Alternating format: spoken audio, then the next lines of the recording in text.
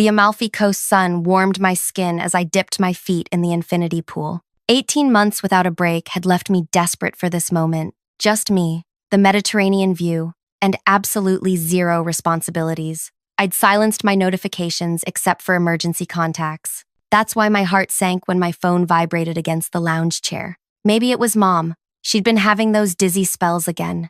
I squinted at the screen, water droplets blurring the message preview from Theo. Subject line, immediate changes to orchestra leadership. My stomach clenched. Why would the administration director be emailing me during my first vacation in years? I tapped the notification, nearly dropping my phone into the pool as I read. Aveline. After careful consideration regarding the future direction of the Philharmonic, we're implementing immediate organizational changes. Effective immediately, you are being demoted from principal conductor to assistant conductor. Your replacement, Gustav, begins Monday. Your salary will be adjusted accordingly, -35%. Despite this transition, the board expects your programs for next season by Wednesday for our donor showcase. Please forward all your preparation materials to Gustav upon your return. We trust you will handle this transition with professionalism. Regards, Theo. My vision blurred. The infinity pool, the sparkling sea below, the pastel buildings of Positano, all of it swirled into a nauseating kaleidoscope. 3 years of 60-hour weeks, 13 consecutive, sold-out performances. Critics calling my interpretations transformative and career-defining, all erased with a single email. I knew exactly what was happening.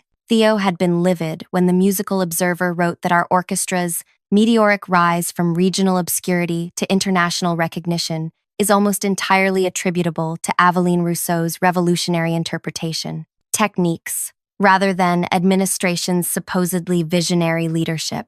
He'd been waiting for me to leave the country, to be vulnerable, to have no immediate recourse. My hands trembled as I typed a reply. I need the weekend to process this unexpected news. We'll respond properly Monday. His response came instantly. Take all the time you need. Just send over your notation keys and season outlines before Monday. Gustav will need them for the donor preview. The audacity stole my breath. He wasn't just stealing my position. He needed my work, my unique system, my artistic vision to impress the donors. Without my framework, neither he nor this Gustav would have anything to present. I turned off my phone and stared at the horizon, my vacation utterly destroyed. Before I continue further with what happened next, I want to thank you for choosing this story. If you're enjoying it so far, please hit that like button and subscribe to hear more orchestrated revenge stories like this one. Your comments mean the world to me. They help me understand what resonates with you. Now, let's get back to how my supposed paradise turned into a carefully conducted symphony of retribution. My name is Aveline Rousseau. I wasn't born into music. I clawed my way into it. Growing up in a tiny apartment where the neighbors' arguments provided more consistent background noise than any lullaby, I discovered classical music through a retired piano teacher who lived downstairs. Miss Lark heard me humming perfectly pitched melodies at age 6 and offered to teach me for free. By 16, I'd won 3 national competitions on piano, but my hands were too small for the most technically demanding pieces. That's when I discovered conducting, where my true gift lay not in execution, but in interpretation. I could hear layers in music others missed, could visualize how to bring out emotional textures that lay dormant in standard performances. I graduated top of my class at conservatory, then spent 8 years working with increasingly prestigious orchestras across 3 countries. When the Philharmonic offered me the principal conductor position 3 years ago, I nearly declined. They were struggling, underfunded, with aging musicians resistant to innovation. But I saw potential where others saw decay. I developed a unique notational system,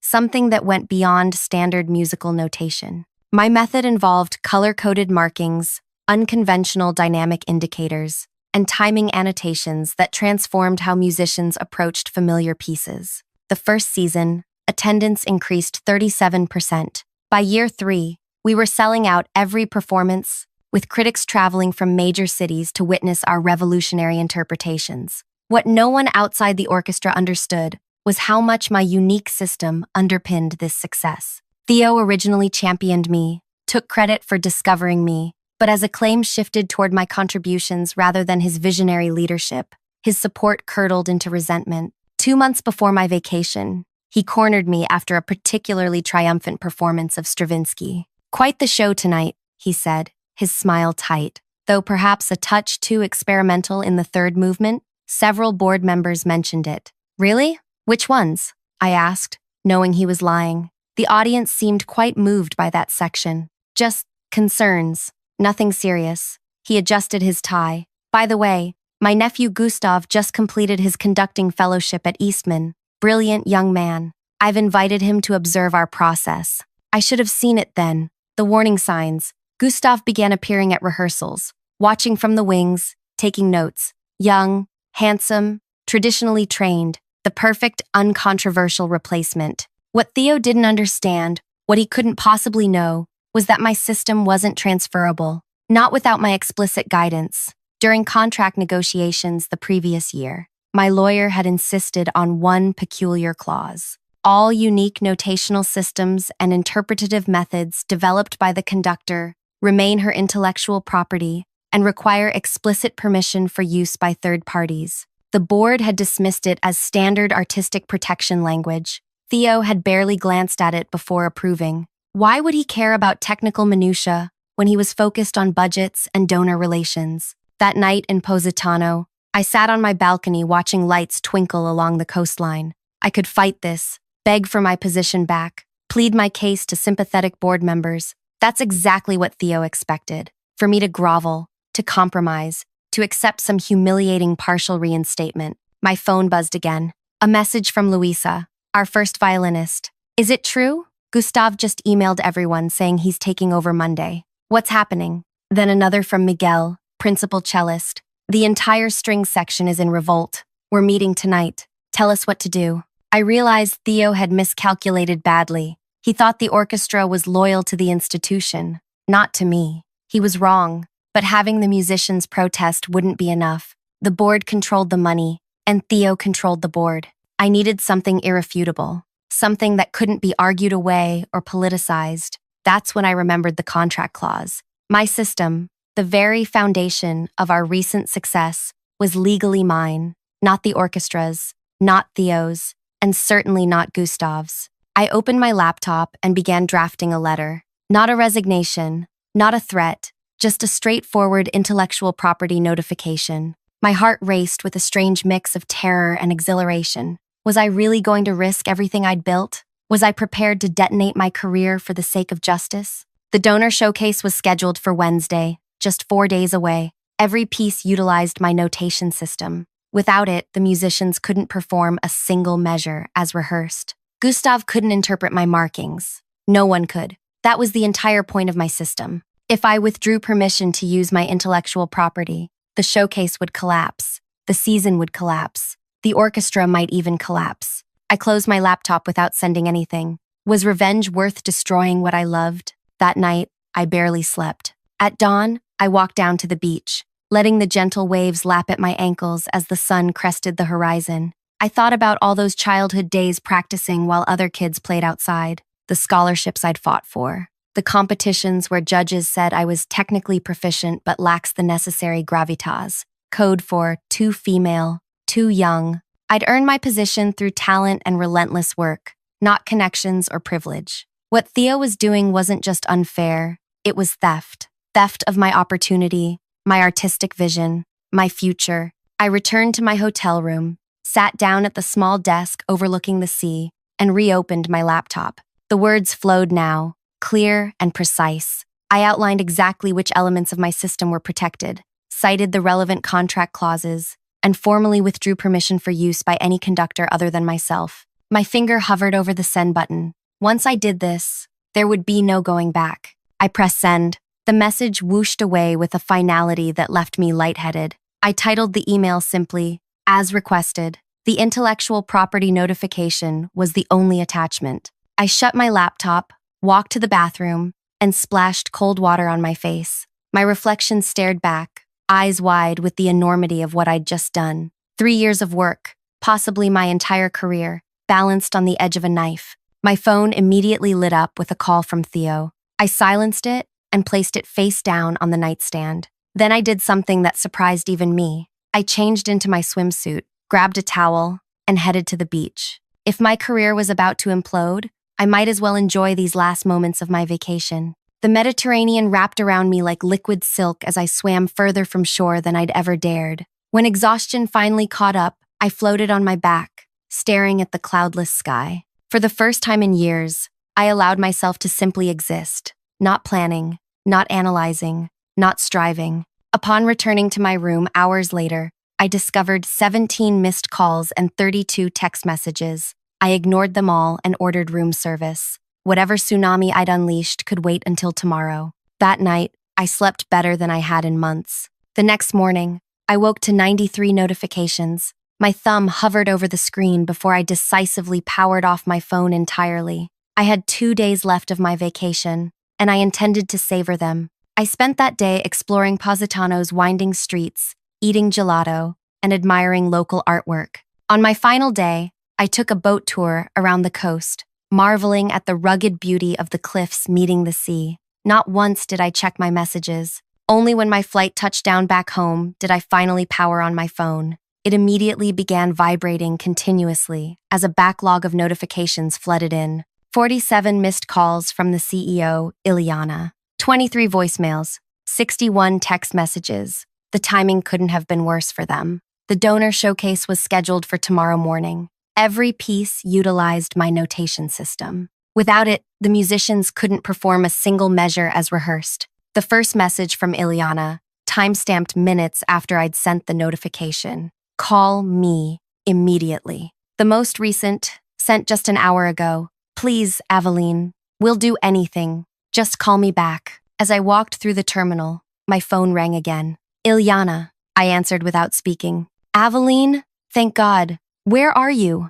Her voice cracked with stress. Just landed, I said simply. We need to meet. Now. Tonight. The showcase is tomorrow. And, she stopped herself. Please. It's urgent. I'm tired from traveling, I replied evenly. I can meet you at the concert hall at 9 tomorrow morning. That's cutting it extremely close. The donors arrive at 11. 9 tomorrow or not at all. A pause. Fine. 9 it is. I hung up without saying goodbye. When I arrived home, I found an envelope that had been slipped under my door. Inside was a handwritten note from Miguel, our principal cellist. Aveline, we're with you. Whatever you need. Word has spread about what Theo tried to do. The entire orchestra is ready to walk if they don't reinstate you. Just say the word. I pressed the note to my chest, unexpectedly moved. In all my strategic calculations, I hadn't accounted for simple loyalty. That night, I unpacked slowly, laid out my most commanding outfit for tomorrow,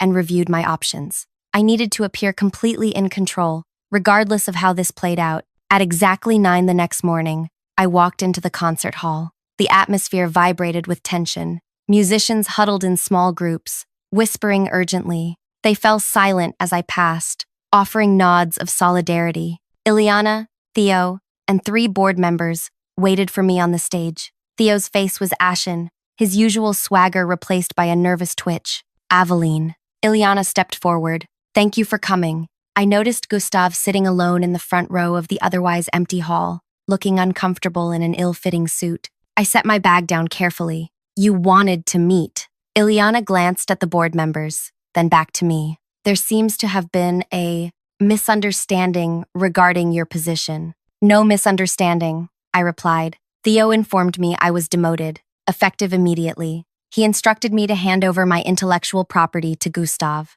I simply clarified that my notational system remains mine, as per my contract. Theo stepped forward. Now look, this has gone far enough. You've made your point. Just give us the damn key to your system so we can get through today's showcase, and we can discuss your concerns later. A muscle in my jaw twitched. My concerns? You mean my illegal demotion, the violation of my contract, the attempt to appropriate my intellectual property? The oldest board member, Harriet, cleared her throat. Miss Rousseau, perhaps we've all acted hastily. The board never formally approved these changes. My eyebrows rose. Really? So Theo acted unilaterally? Theo's face flushed crimson. I was acting in the orchestra's best interest. Her experimental methods are alienating traditional donors. We need stability, not constant innovation. Our sold-out performances and critical acclaim suggest otherwise, I countered. Ilyana stepped between us. Regardless of how we got here, we have a more immediate problem. The donor showcase starts in 2 hours. We have 76 major donors arriving, expecting to hear the program that's been advertised for months. Without your notational system, the musicians can't perform as prepared. I let the silence stretch, feeling the power dynamics shift with each passing second. What exactly are you proposing? I finally asked. Ilyana shot Theo a warning glance before he could speak. Full reinstatement as principal conductor. Immediate reversal of all changes to your compensation. A formal apology from the administration. That merely returns me to where I was before Theo's actions, I noted. It doesn't address the harm done or prevent future attempts. Gustav suddenly stood. I didn't know, he blurted out. I swear, Uncle Theo told me the position was opening because you were considering other offers. I would never have agreed to this otherwise. I studied him. Young, talented, clearly mortified. Another pawn in Theo's game. I believe you, I said simply. Harriet stepped forward. What would it take, Miss Russo? The showcase begins in less than 2 hours. We have millions in potential donations at stake. I took a deep breath. This was the moment I'd been calculating since reading Theo's email on that infinity pool deck. I have conditions, I said, non-negotiable ones. The tension in the room thickened. Everyone leaned forward slightly, waiting. First, a new 5-year contract, with a 50% increase in compensation. Theo started to object, but Harriet silenced him with a sharp gesture. Second, complete artistic control. My programming decisions are final. Ilyana nodded cautiously. Third, I continued, my voice steady. Theo resigns, effective immediately. The words dropped like stones into still water. Theo lunged forward. This is absurd. You can't possibly… Fourth, I cut across him. My intellectual property remains mine, but the orchestra receives exclusive rights to perform under my system during my tenure. Harriet and the other board members exchanged glances. Fifth, and finally, I said, reaching into my bag, I want this. I pulled out a folder and placed it on the music stand before me. What is that? Ilyana asked. I opened it, revealing several pages of what appeared to be financial records. Let's call it Insurance Against Future Misunderstandings. Theo went completely still. Where did you get those? I smiled thinly. The air in the concert hall seemed to crystallize around us. The board members looked confused, but Theo and Ilyana had both gone pale. You have exactly 10 minutes to decide, I said, checking my watch. After that, I walk out, and you can explain to your donors why they're getting an unprepared, stripped-down performance instead of the revolutionary program they were promised. I turned and walked to the edge of the stage, leaving them to huddle and whisper urgently. The musicians watched from the wings, a mixture of concern and admiration on their faces. Miguel approached cautiously. What's in the folder? He whispered. I gave him a subtle shake of my head. Not now. Exactly 9 minutes later, Harriet approached me. We accept your terms, with one modification. Theo will be reassigned, not terminated, for appearance's sake. Reassigned where? I asked. A ghost of a smile crossed Harriet's face. We maintain relationships with several youth orchestras, including one in Anchorage. I considered this acceptable, provided he has no influence over this orchestra's operations. None whatsoever, she assured me. Then we have a deal. I'll need the new contract before the showcase begins. Our lawyers are drafting it now. I nodded once. Tell the musicians, we begin rehearsal in 15 minutes. We'll focus on the opening and closing pieces. As Harriet walked away,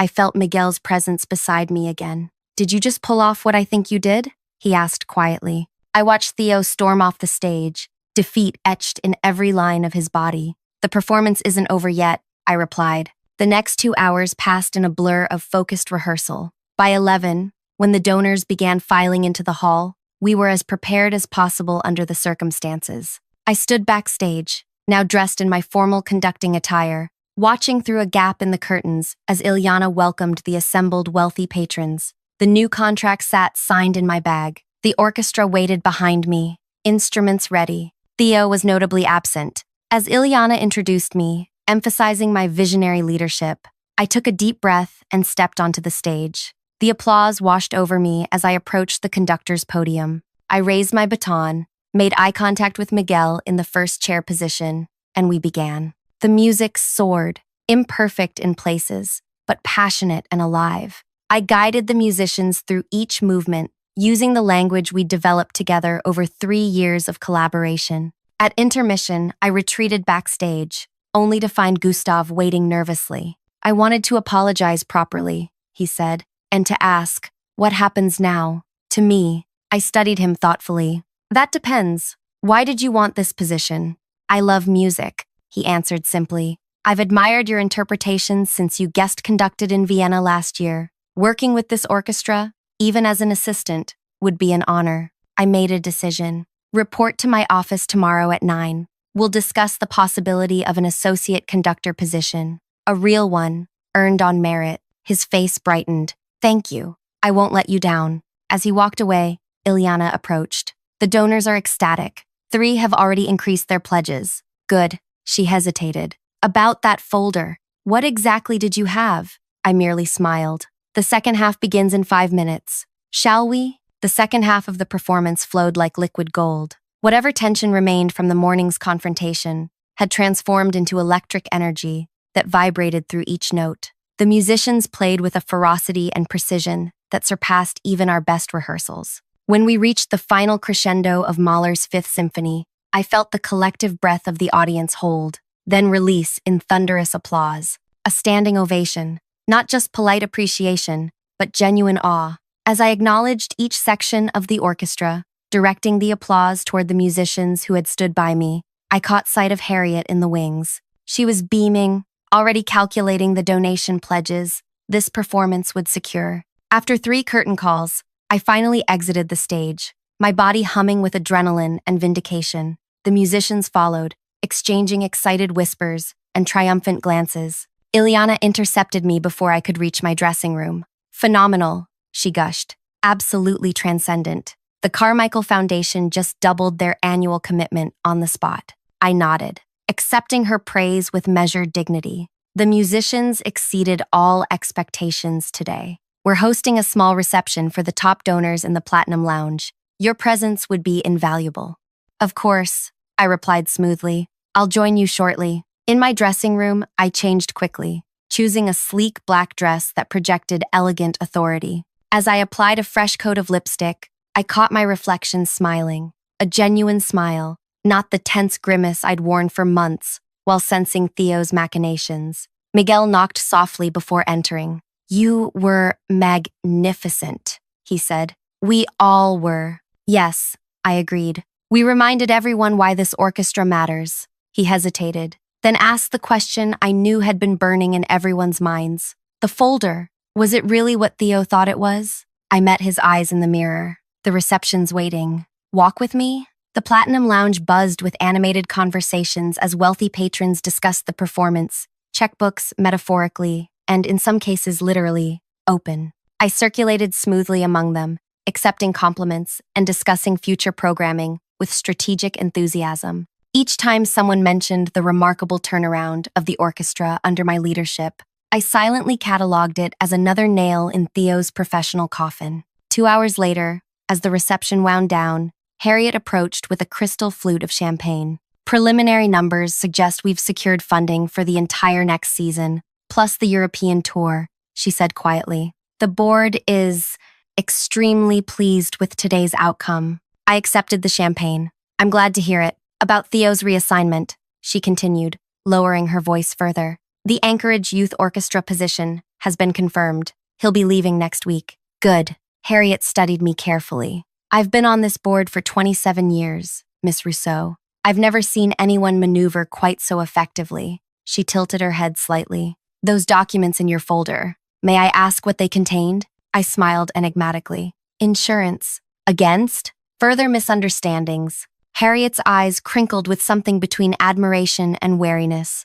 Well, whatever they were, they certainly had the desired effect. Theo looked like he'd seen a ghost. After the reception, I declined offers of celebration from several musicians and donors. The day's victory was sweet, but I needed solitude to process everything that had transpired. I walked alone through the now empty concert hall, my footsteps echoing in the cavernous space. On impulse, I climbed the steps to the stage, and stood at the conductor's podium, facing the empty seats. 3 years ago, I'd stood in this exact spot for the first time, terrified and exhilarated, certain I could transform this struggling orchestra if given the chance. Savoring the moment, I turned to find Ileana standing at the edge of the stage, her silk blazer catching the dim security lighting. "Just thinking," I replied. She approached slowly. "You know, when Theo first suggested bringing you on, I was skeptical. You were young, unconventional. He insisted you were exactly what we needed." She gave a humorless laugh.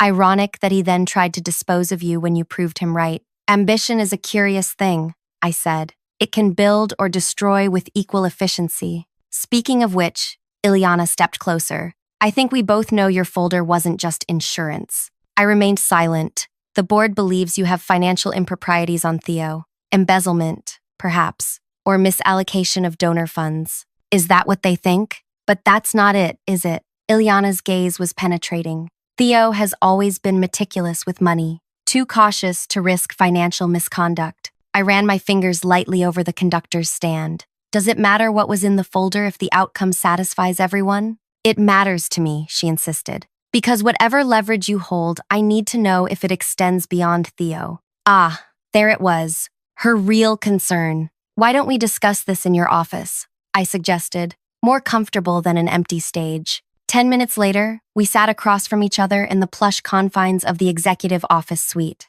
Ileana poured 2 fingers of scotch into crystal tumblers and slid one toward me. "I've always respected your talent, Aveline," she said. "Your musical genius is undeniable, but today revealed another side of you, one that, frankly, I underestimated." I sipped the scotch, letting it burn pleasantly down my throat. "Many people do." She leaned forward. "What was in the folder?" I set my glass down deliberately. "Nothing." Ileana blinked. "What?" The folder contained blank staff paper. Nothing else. Her expression cycled through confusion, disbelief, and finally, dawning comprehension. "You bluffed?" I shrugged slightly. Theo needed to believe I had something devastating. The board needed to believe I had leverage. You needed to believe I was dangerous enough to accommodate rather than eliminate. The empty folder accomplished all of that. Ileana sat back, reassessing me completely. "But you seemed so certain, so prepared." I was certain of one thing, that Theo had acted without proper authorization from the board. His panic when confronted confirmed it. Everything else was orchestrated. A startled laugh escaped her. "That's actually brilliant. Sometimes the most devastating weapon is the one others imagine you possess," I said simply. Ileana raised her glass in a toast. "To imagination, then." I clinked my glass against hers. "And to new beginnings." After finishing our drinks, I gathered my belongings and prepared to leave. At the door, Ileana stopped me with a light touch on my arm. "For what it's worth, Theo did try to convince me to support your demotion. I told him to wait until the board could properly review his proposal." Her expression turned rueful. "He went around me, sent that email anyway. I only found out when the musicians started calling in panic. I studied her face for deception and found none." "Then I appreciate your restraint. The orchestra needs you, Aveline. I hope this unfortunate episode won't affect our working relationship moving forward." "That depends," I said candidly. "Will you respect the terms of my new contract?" "Completely." I nodded once. "Then we'll be fine." 3 months later, our first international tour under my new contract sold out in every city. Critics raved about our revolutionary interpretations and emotional depth. The New York Times called our performance at Carnegie Hall a revelation in orchestral expression. Theo, meanwhile, was struggling to connect with teenagers in Anchorage. According to former colleagues who kept in touch, his rigid traditional methods were failing to inspire young musicians accustomed to more innovative approaches. Enrollment in the youth orchestra had dropped 30% since his arrival. The most satisfying moment came when Gustav, now thriving as associate conductor after proving his genuine talent, forwarded me an email from his uncle. Theo was asking if there might be an opening for him back at the Philharmonic, as Alaska wasn't agreeing with him. Gustav's response, copied below Theo's desperate plea, was perfect in its simplicity. "I've forwarded your request to Principal Conductor Rousseau, as all staffing decisions fall under her artistic direction per her contract. I'm sure she'll give it all the consideration it deserves." I never responded to Theo's inquiry. The silence was my final note in our complicated composition. On the anniversary of that fateful email that had interrupted my Amalfi Coast vacation, I received a package. Inside was a bottle of limoncello and a card signed by every musician in the orchestra. Thank you for conducting us through the storm. That evening, as I sipped the bright, citrusy liqueur on my balcony, I reflected on how close I'd come to losing everything, and how a blank folder and unwavering confidence had turned potential disaster into triumph. Sometimes the most effective weapons in our arsenal aren't the ones we physically possess, but the ones others believe we might use. In Theo's case, his own guilty conscience had filled my empty folder with whatever he most feared being exposed. The orchestra continued to thrive under my direction, breaking attendance records and attracting world-class guest artists eager to perform with us. My unique notational system eventually became the subject of a music theory dissertation at Juilliard. And me? I finally took another vacation, a full 2 weeks in Vienna during the off-season. This time, I left my phone at home. If you've enjoyed this story of orchestrated revenge, please take a moment to like, share, and subscribe. Your support helps me continue bringing these satisfying tales of justice served to your feed. Have you ever stood your ground against someone who tried to take credit for your work? Share your experiences in the comments below. I read every one. Until next time, remember, sometimes the sweetest symphony is the sound of karma coming full circle.